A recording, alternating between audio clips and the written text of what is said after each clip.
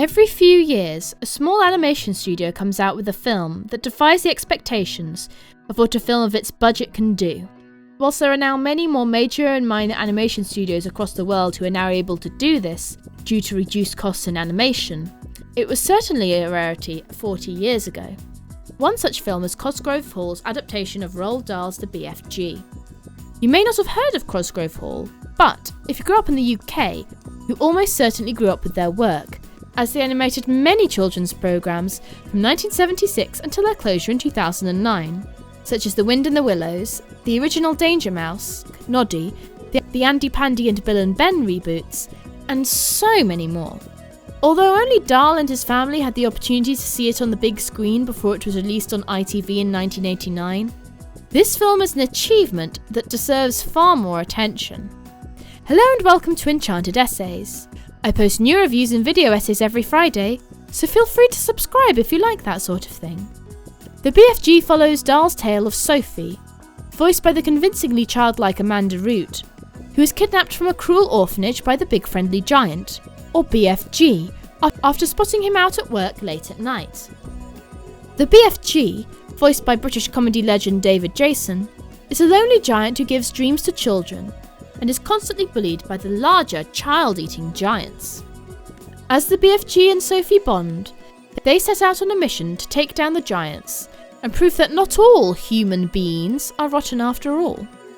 This is famously one of the very few adaptations of Dahl's work that he actually liked, and it's easy to see why. From what I've heard, it largely sticks to the original story. Some people may find the first half of the film a little slow, as we spend most of it learning about the BFG, the dreams, the giants, and the amusing things he eats and drinks. However, this definitely picks up in the second half, as Sophie and the BFG go to the Queen of England to ask for help defeating the other giants.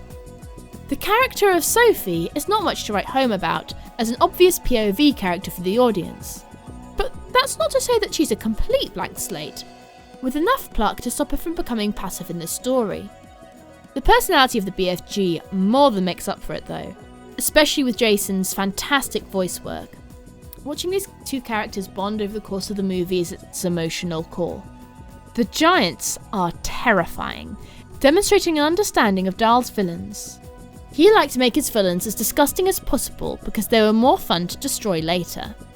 These villains ranged from comically vile to nightmare-inducing, and the giants in this film were certainly the latter. The soundtrack is one of those ones that uses synth effectively to give it an otherworldly fantasy vibe. The two songs in this are good, but not much to write home about really. The character animation is great, but noticeably in the cheaper limited style. The character designs of the humans are varied, with some, such as the soldiers and the Queen, being realistic, and the more comic human characters, such as the Colonels and the Maid, having a more exaggerated design. The design of the jolly BFG and the terrifying giants are where the character design really shines through. Whatever limits the budgeting put on their character animation, Cosgrove Hall certainly made up for it with their backgrounds and effects animation. From the dreams in Dream Country to the lava of a volcano to the BFG's home, creating a truly immersive fantasy world to be swept up in for 90 minutes. Just when I thought I had seen everything that I thought could impress me in the first half of this film, the effects animation of the helicopters took me by surprise. This film just keeps delivering outstanding animation from beginning to end, with a visual feast that more than makes up for the slow pace of the first half of the film. This film is an absolute hidden gem that I would probably recommend to anyone, but especially anyone who loves animation and anyone who loves Dahl's work. Have you seen the BFG? Read the book, or seen the Disney version? What other underrated animated films would you like me to watch next? Be sure to let me know in the comments below. I post new video essays every Friday, so consider subscribing if you like that sort of thing. I don't usually post 2 reviews in a row, but I have a giant series that I'm starting next week. If you want me to make more content like this, you can let me know by liking the video. If you feel like buying me a coffee, you can tip me on Ko-fi. You can also follow me on Instagram and Twitter. I have yet to see Spielberg's version, so let me know if you would like me to review it in the comments. You can watch my friend Headphones UK compare the two here. if you want to watch me review another nostalgic piece of British animation, you can watch me review Aardman's Stage Fright here. See you soon! You see one monkey episode, you see all the monkey episodes, man.